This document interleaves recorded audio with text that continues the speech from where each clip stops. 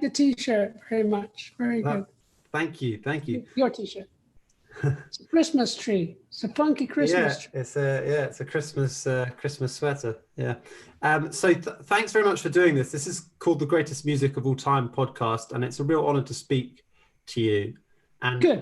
I wanted to start by asking you if you would mind casting your eye back to what made you fall in love with music in the first place.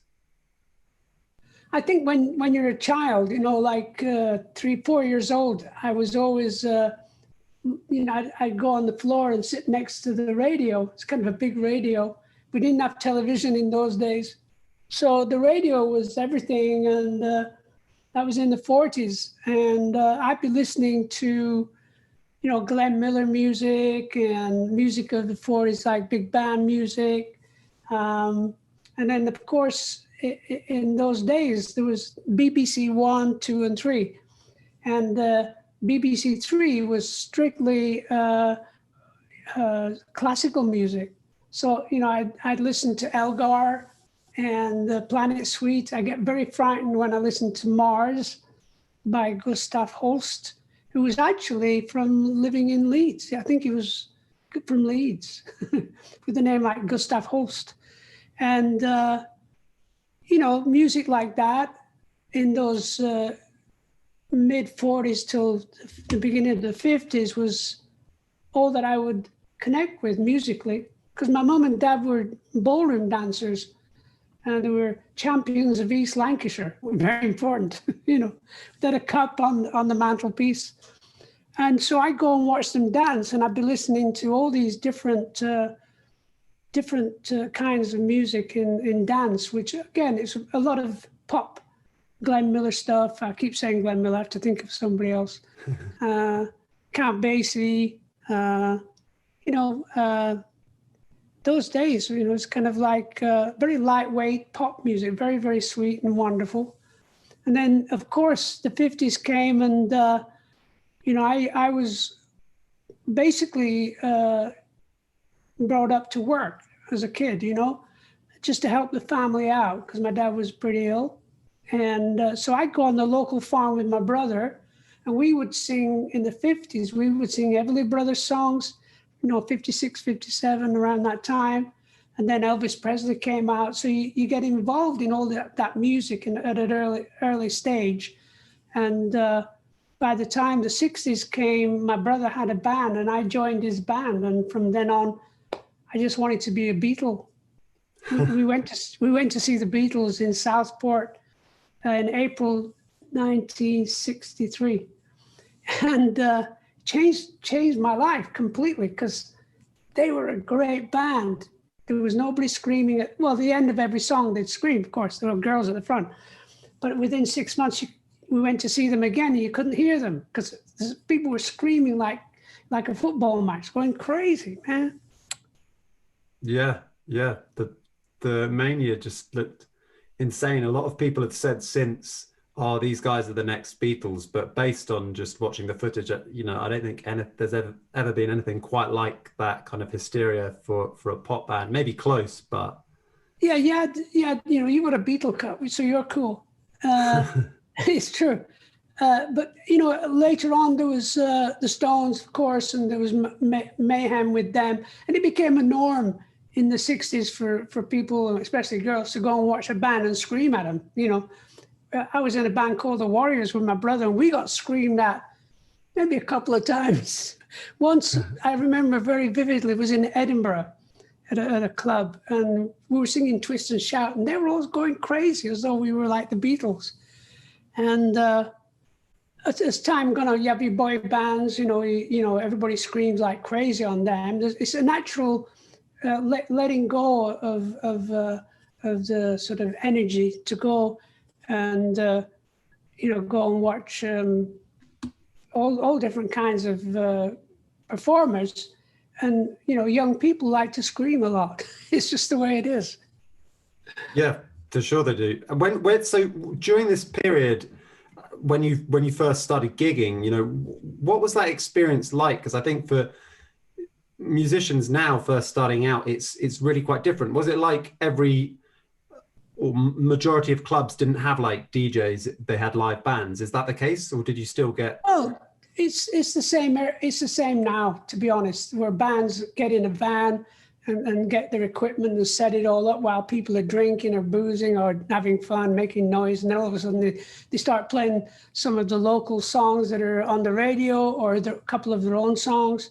I think that's just a normal progression, that you gotta learn what people want to hear before you can create your own music, hoping that people are going to want to hear it, you know.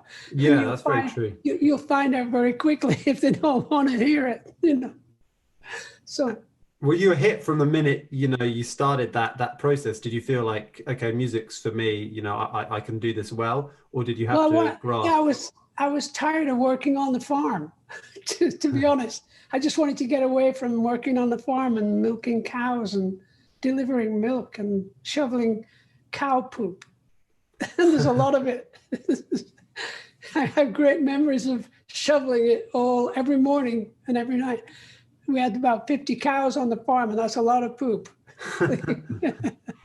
So it was a good escape from it was just a way, yeah, it was a way of getting away on the, you know, to become in a band. And then all of a sudden you're this sort of little group of musicians, and it's you against the world, and it's fantastic. You know, you really feel like, and then you just put on the radio, and then, you know, Eleanor Rigby comes on, and you go, oh my God, what the hell's happening? You have to learn that one.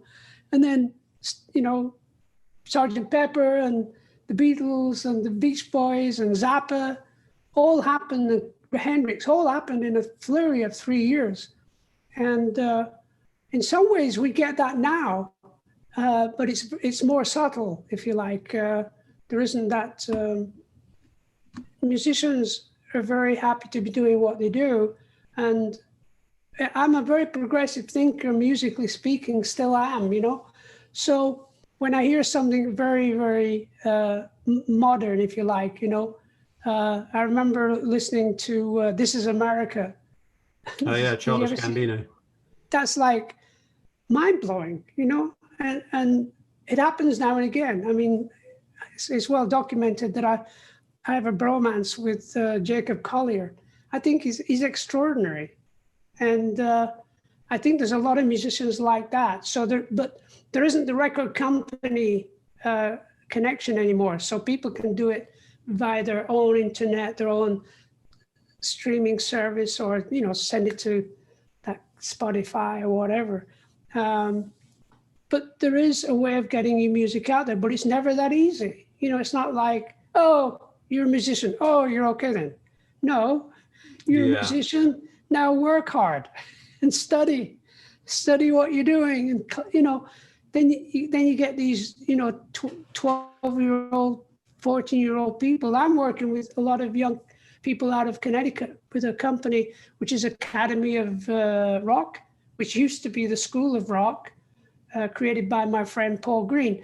I'm working with them. You know, they're helping me with some vocalizing on a project. And these young musicians and singers, they're so good. And every now and again, I had one yesterday, a girl sent me some guitar work, and she put some bass on it. So I sang a lovely song for her and sent it back to her. I haven't heard from her yet, but I think it was good, you know. But I'm sure it was. Like anything, it's a teaching experience to go through those hours of traveling, hours of playing gigs. You don't want to really be there. Some gigs you like, you know, when you're starting off. I'm just talking about starting off. How people have got to still do it. You know, you still got to start off and get a gig with a local church. You know, the Warriors. One of the first gigs we did was in a church. Yeah, It was really, really cool because we got front page headlines in the local paper. The Warriors play in the church, you know. It was really funky. It was good. In a way, nowadays you still get that when it's rock, but like there are increasing amounts of people who are just able to upload their music onto Spotify and kind of just do it all from their bedroom without setting foot out there and playing a gig. And in a way, I feel like you lose a little bit of something from doing that, although there are some incredible people making music from their bedrooms. I mean, I don't know whether Jacob Collier started out just doing it in his room, but I mean, he does whole things by himself, you know, everything by himself. He did everything in his room, his famous little room. It's just incredible. It's incredible. Yeah, the fact that he can do orchestration is amazing. His mom was a piano teacher, I think, and he learned how to orchestrate. And a couple of the tracks that I've heard, he did some great work last year with musicians from around the world. At the Albert Hall. I haven't seen the video yet, but I've seen little snippets of it, and it's perfect. You know, it's what I do in my mind, and sometimes I'm lucky enough to do it in real time and record in real time with musicians from around the world. But he actually did it, and he's really well taken care of to be able to fulfill his dreams at this moment in time. But like anything, you know, I'd like to know where he'll be in 10 years. You know, experiencing the music that he's doing now is quite beautiful. So I'm just waiting for the next. I just watched his third album, and it's just, he does that fast rap. It's just perfect. Like, you know, they talk very fast at the end of an advert for this, and then the blah, blah, blah, blah, blah, blah, blah, blah.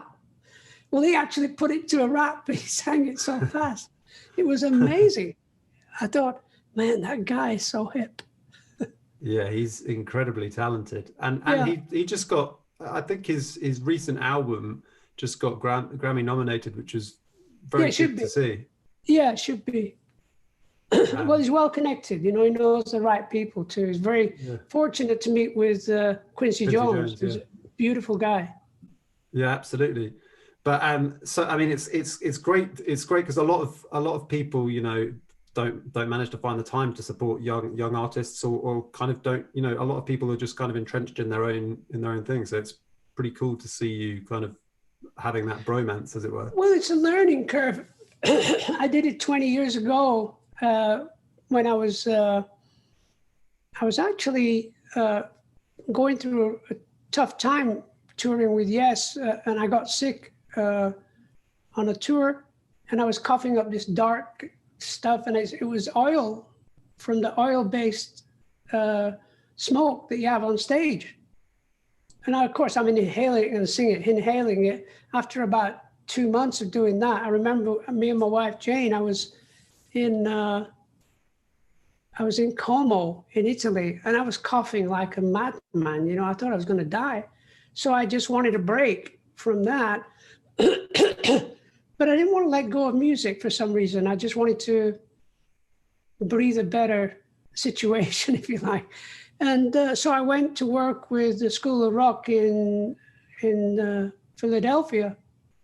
And me and Jane, my wife, we went in, it was so stupid.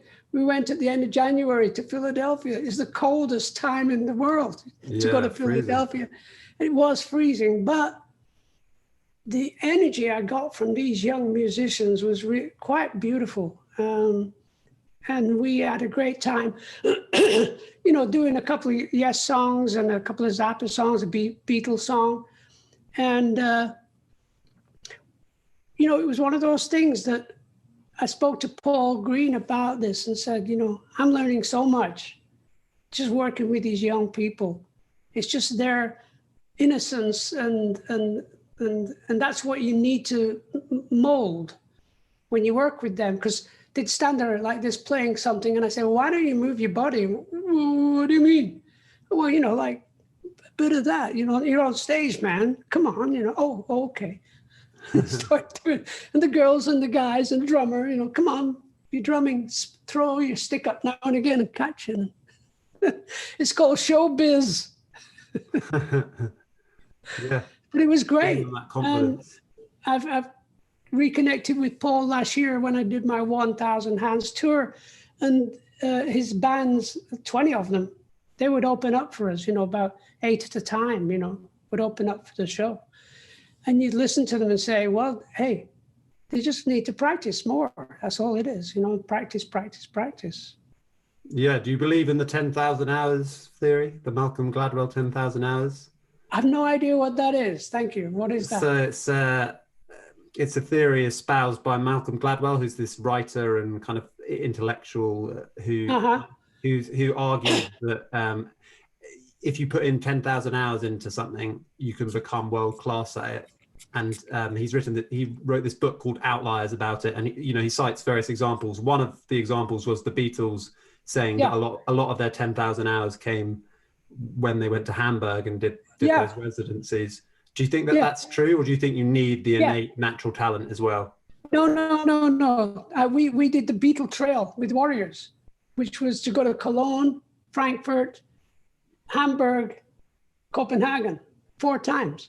Over a period of 1966, we went there 3 or 4 months, and you learn a lot about life. You learn a lot about performing when you're actually freaking out because you're so tired, because you have to do like 5 hours a night, and you just do it.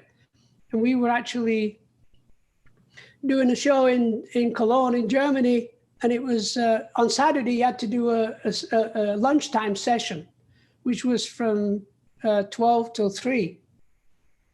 No, 2 till 4, something like that. Anyway, it just happened to be the time of the World Cup, England playing Germany, and we couldn't watch the game. We had to play music, and that was devastating. And every time England scored a goal, we went crazy on stage because we had a radio on stage. And the Germans would throw beer bottles at us. So it's like, but we won, suckers, And but everything like that is a learning curve. You go through those hours of as I say, driving everywhere, and sleepless nights, and drinking too much, and partying a little bit too much, and then having to play music the day after, and you don't want to, but you have to. That's life, It's like anything in life. You just got to head down and get on with it, really. Yeah, for sure.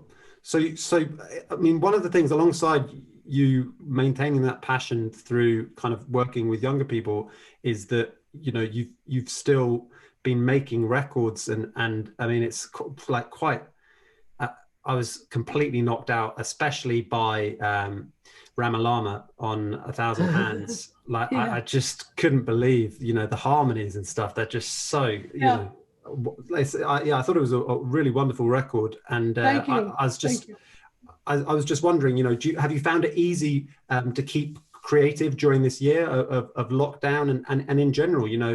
A lot of people say that when they've done it all before, when they've had so much success like you've had, what motivates you to keep recording and keep creating? Is it just something that you feel like you need to do? I mean, please keep doing it because it's amazing. But a lot of people feel like they've lost the motivation, either through the virus or through the fact that, the touring side of the business is the business side now. True. No, it hasn't affected me so much. I'm just very obviously aware and sad about all the lives lost and all the families that go through that grief. It's not good. It isn't. It's never that good. It's very hard to believe in the afterlife, but I do believe in the afterlife, the next life, and so on. So I have no fear of death so much as knowledge that we are not only this time round, we are many more times around to grow and spiritually become more aware of who our spirit is connected to, which is, I think about it all the time. And the idea is that this year was a great time for me musically, and I've just been composing and finishing some work and diving very deep into some other work. The people who might be interested, they can just Google YouTube, Jon Anderson, Joyfulness. And there are 4 movements. And the visualization has been done by my friend Mick Byrne, who lives in Northern Ireland. And it's 4 pieces of music. That's what it is. I wrote the music in 1 week before I went on the last 1,000 Hands tour. But when I go home, I go around in my car listening to this music that I'd written. I started working out vocalizing ideas and melodies here or there. There's so many in each piece is 18 minutes long. So you have so many undertones of music that I don't know how I remember playing it. I was like, there I go on my keyboard. Yeah. And so the more I started studying what I had done and letting go, thinking, okay, I'll just sing ideas. And so January, February, March, I was singing ideas. April, May, June, I was singing more ideas. And then last month I was getting some young singers to sing along with me, and it sounded beautiful. And so I'm thinking how I want to release this would be in surround sound, because a lot of people have got surround sound in their TV systems, you know, and I think that, you know, we actually forget that we live in the surround sound, but then we just listen to music via stereo on headphones or whatever. And it would be nice to hear music that surrounds us, you know. And so what I did, I had, if you want to Google YouTube, Jon Anderson, there's hopefulness, joyfulness, gratefulness, thankfulness. And I thought, well, by the end of this year, I'll have done all the composition of the music and lyrics and vocalizing. And I've even got a friend of mine to do some orchestration. Wow. And the way we work is that I'll sing a song for him and he'll do some orchestration. So he'll send me some music, I'll sing another song for him and he'll send me some more orchestration. It's like a way of making music together without payment, because the payment is far more indifferent to the music. The music is the most important thing. And if you get paid for it, oh, great. But if you can make music without having to pay for it, which is a wonderful way of musically surviving and at the same time growing, which is kind of cool, you know. I was able to work with lots of musicians when MP3s first came out 15, 16 years ago. I started asking, I put on my first website, Musicians Wanted, and people from around the world would send me a minute of their music, and I picked out the good ones that really resonated with me and got back to them and talked to them. And we've been making odd pieces of music here, there, and everywhere. And wow. One day I'll figure out how to release it. I don't know exactly how, but I'll figure it out. So is that still as of yet unreleased, like from 15 years ago or something like that? Yeah. Oh, yeah. You know, wow. I finished a piece of music that I wrote in 1981. I remember why it was 1981. It was because I was working on a project for Virgin Records that they turned down. They didn't like it. But it's okay because I liked it and I still like it. But at that time I was writing this little, you might call it a sort of semi-classical musical ideas, living in south of France, you know, breathing in the energy of Picasso and people like that, you know. And it's been a good experience in redesigning that music from that time. And like you say, you know, I do have some songs that I wrote 10, 12 years ago that are so really special. And I've got to figure out a way of releasing them over the next 2 or 3 years or whatever. I'll figure it out. Yeah, that would be great. And so you also wrote and released a song about politics, right? Go Screw Yourself. Oh, yes. Why did you decide to do that? Well, I wrote it for the kids I was in a place, what's it called now? Near New York, Long Island. I was with the School of Rock kids. It was the year of the World Cup, because I remember me and Jana watched the World Cup, and then the day after I'd be with these kids singing songs with them and working out ideas with them. And I wrote this song with them. I said, well, I want you all to start swearing. And they all said, why? I said, well, because, you know, rock and roll, man. Come on. Screw yourself. You know, all these politicians are screwing everybody. They're stealing money and not letting us know the truth. And the same with religious people. You know, it's like religious people on TV are just pretty wild people, because they're saying, donate money to keep this going, donate the money, and they're putting the money in their new flashy car or new house, whatever. Donate your money and we'll make sure you get to heaven. What bullshit. What incredible bullshit. So that was that. And then, of course, the sad thing of priests, and it goes way back. You see, it's a very deep problem that I have with religion, when, you know, the Christian energy is like peace, love, and if you're not a Christian, you're fucked. You go to hell. All those Chinese people, they're going to hell. It's absolute bullshit. It's absolute bull.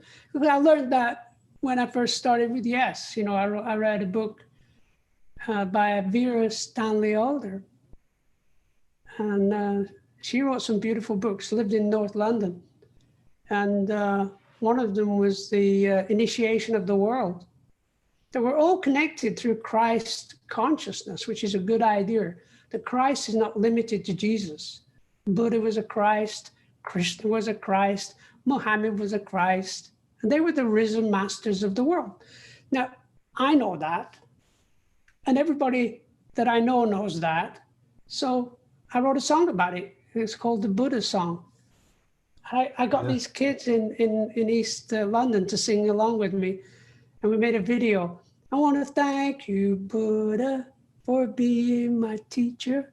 I want to thank you, Jesus, for bringing this love. I want to thank Muhammad for being the prophet and singing of Krishna from heaven above. Ooh. And it was lovely to hear these kids. I actually found the video last week and I played it, and all these kids are standing there singing away.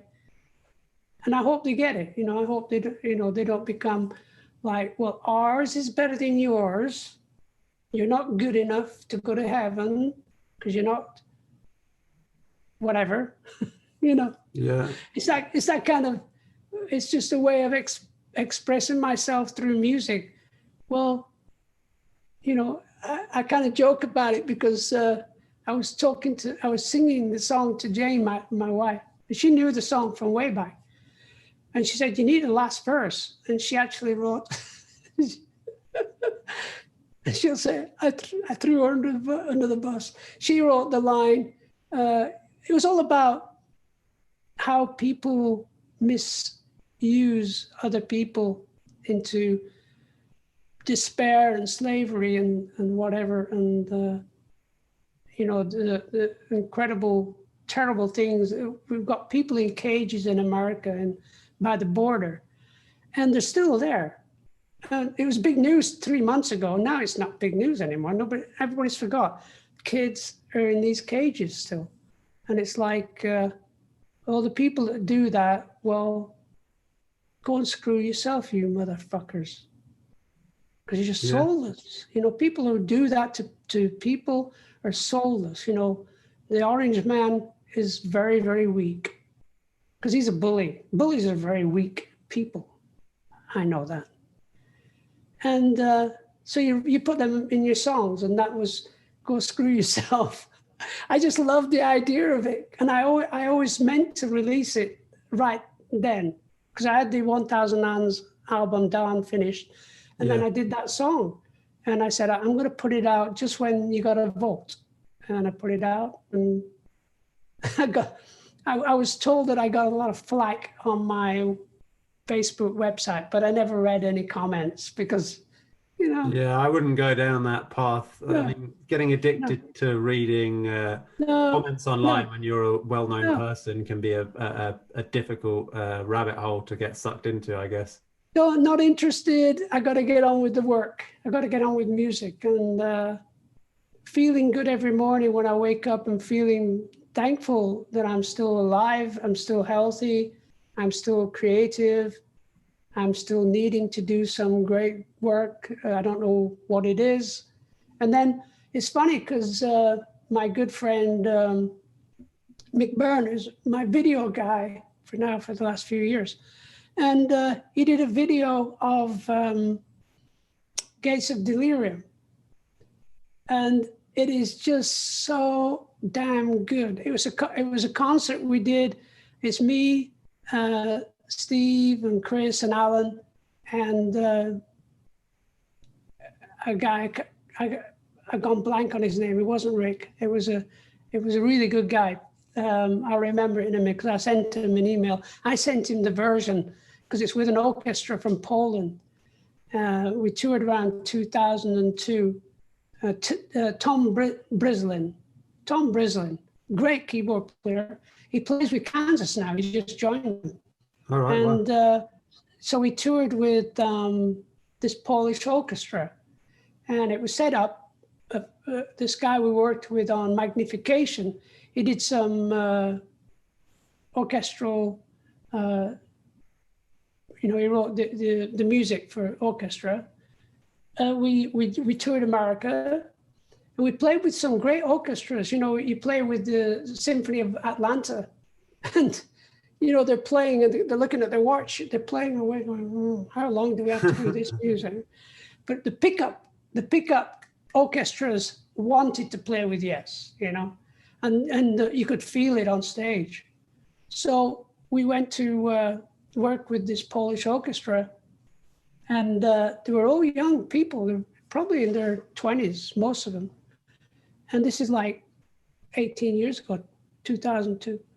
And man, they played so good. And the recordings are brilliant. I was so surprised. I was so relieved because I was never a big fan of Gates of Delirium recordings or live or whatever. They were okay. But this is so good, You have a feeling inside that, well, we was good. Yes was good. That Chris's bass playing is unbelievably beautiful. And Steve, of course, note for note, right on it. And Alan just pounding away. And Tom Brislin really cooking away on the keyboards. But the orchestra, you can see them dancing and they're really digging it, because it's a wild piece of music. It's not something you hear on Spotify. Yeah. Well, I mean, Yes is just it's completely mind-blowing music. Yeah, I'll send you the video. It's really good. I'd love to see it. So in terms of, it was quite recently that I got into your solo album from 1988. I hope you don't mind me asking you about it, because I'll probably, you've done so much that I have to be quite scattergun in terms of asking you about things. But do you have fond memories of making the In the City of Angels album? Yeah. You like it? Oh gosh, yeah. Here's the funny. There's so many funny things about creativity. It was the mid 80s. Yes was #1 around the world. I was a superstar. A record company gave me a lot of money to make a record, and they asked me, what am I going to do? I said, I'm going to Cuba because I want to sing with the big bands. The big bands in Cuba are just so incredible. I have a couple of records, and I had a contact. I was going to go there, and they stopped the check. How come? Well, because they didn't want me to make an album in Cuba. They didn't want me to do music with Cuban people, Cuban style, to whatever. I decided the year of doing it, And anyway, so they got back to me a month later and said, look, we've got a good producer. He's just produced with Simply Red. And I thought, pop music. And I said, yeah. And he said, he knows Toto, and they want to do sessions with you. And I said, Toto, yes. So I got together with Toto, and we did some songs I knew. I wrote some songs with a couple of people. And then I met Lamont Dozier. And Lamont Dozier was the songwriter for Motown, right? Yeah. One of the best of all time. Yeah, Holland Dozier Holland. Yeah. Man, they wrote every song with without a doubt was a hit. And they were all great. And they were all done in an afternoon. It didn't take them a week to learn anything. They just got it.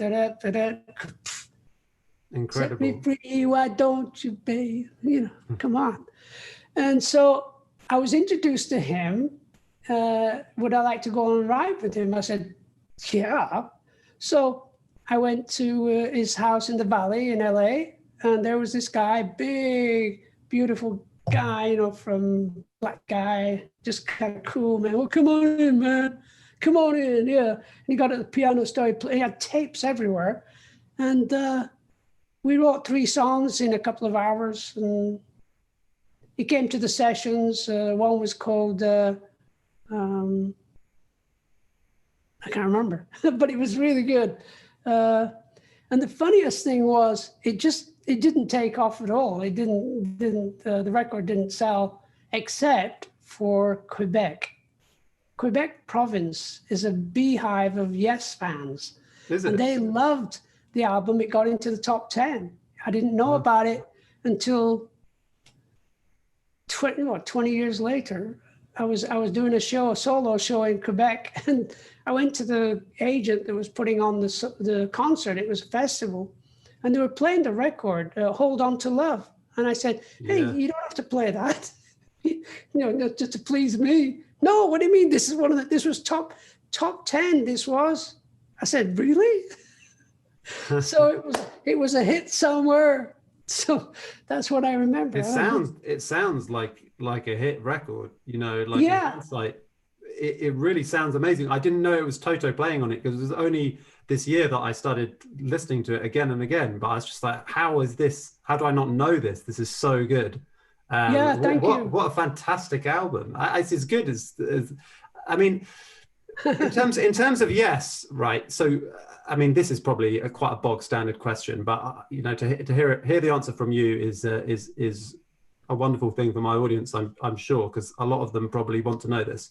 So Yes, obviously has some distinct eras, or they're distinct anyway in the eyes of the fans. Do you have a kind of?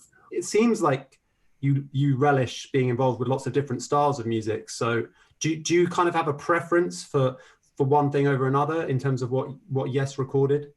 Like the 70s, like kind of prog rock style versus, you know, the 80s where it became, I guess, more pop rock driven? Well, there's that period that I was very excited to do the 90125, because I was missing being in Yes, to be honest. I'd been out of Yes for a couple of years or so.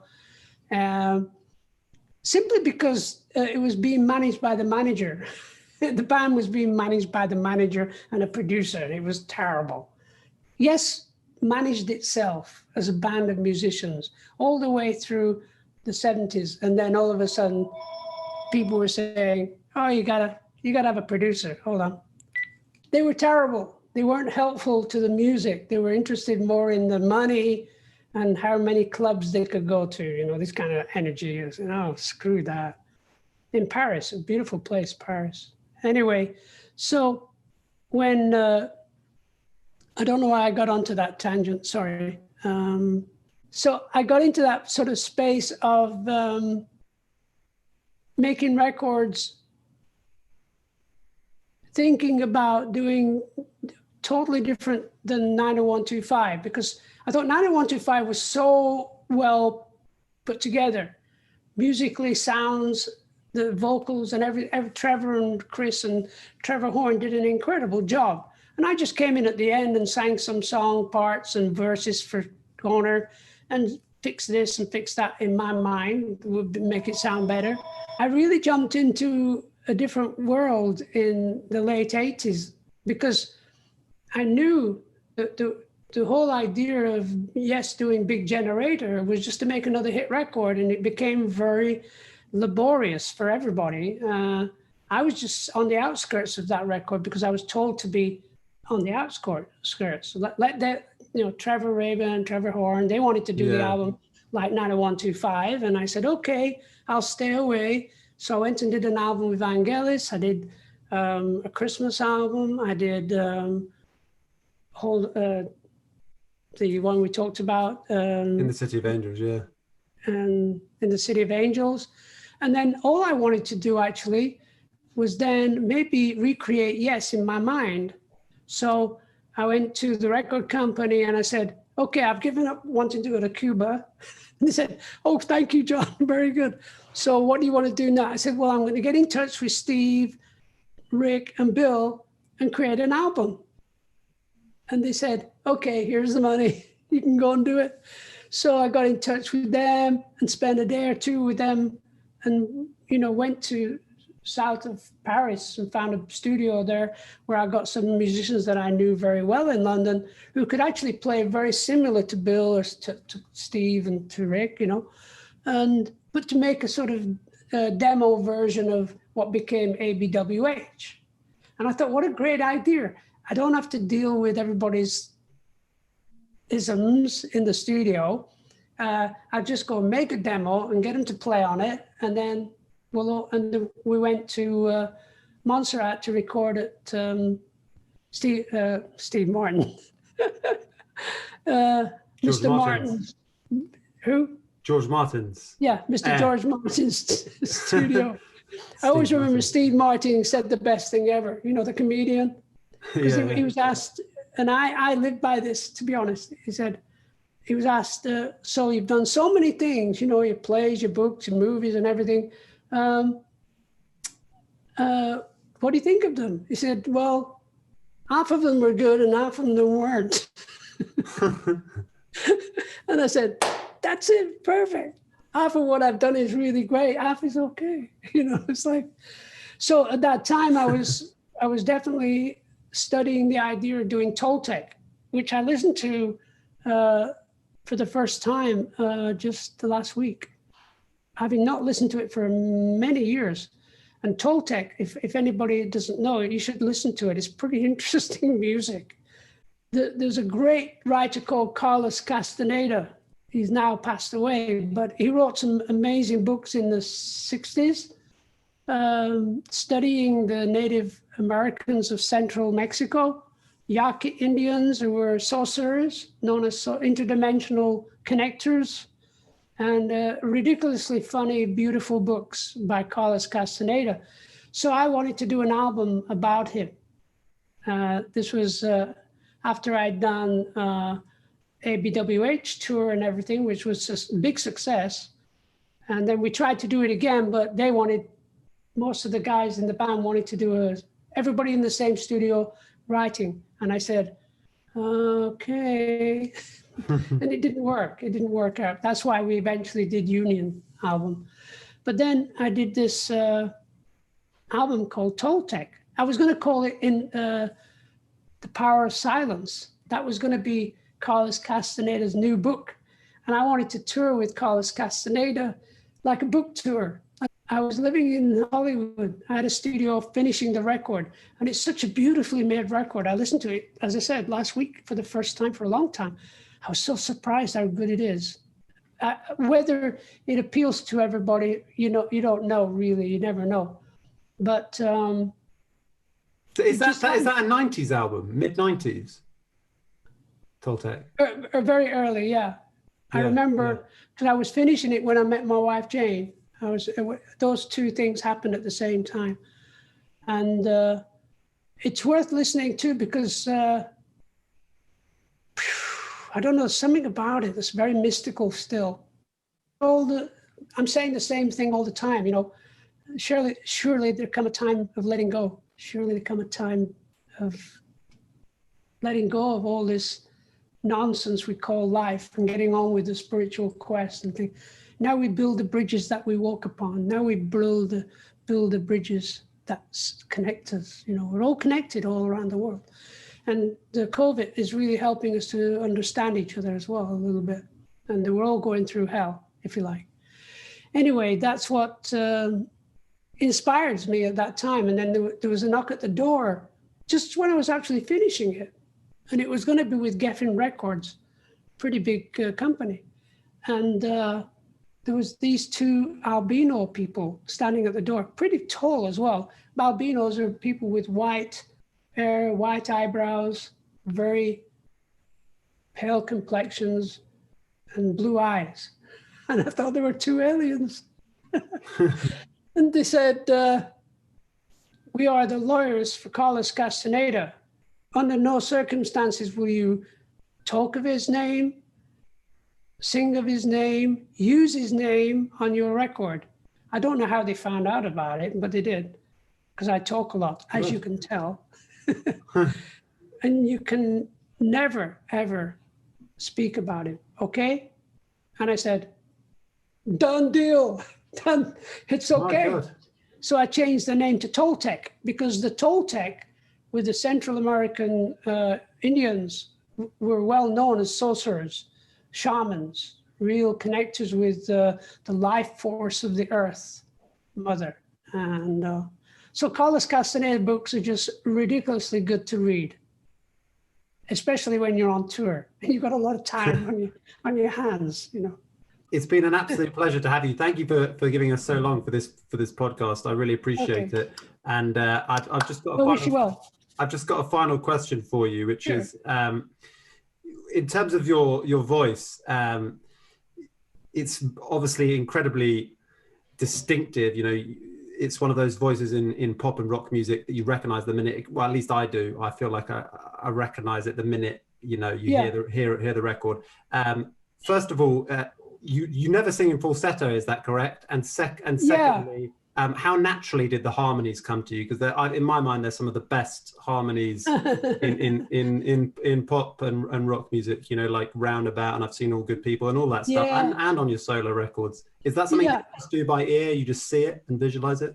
Yeah, a lot of that was Chris, because Chris was brought up in a church choir as a young kid, and whenever he did some harmonies, they were just, and you listen to his bass playing, so harmonically correct with the vocal.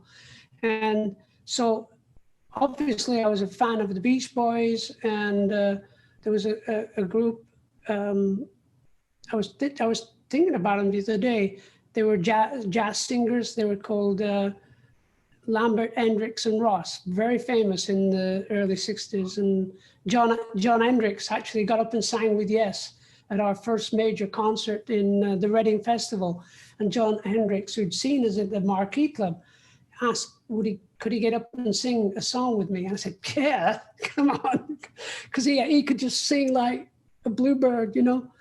And so harmonies came very, very natural to me over the years. And as soon as I got into recording at home, which I do all the time for the last 20 years now, is that it's just an adventure every morning. If I can come in the morning and start doing my vocalizationing, basically I sent my vocalization and without music to Michael Franklin, and it was called Ramalama then. He just created all the music on his laptop on his way to China one day. And on his way back, he created the music to Where Does Music Come From?, which was all vocals, you know, and I've got a dozen of those ideas in my computer somewhere. And it's just a way of waking up in the morning and singing for the joy of singing and writing something, you know, and then put it away and get on with the next thing. And that's what I'm doing now.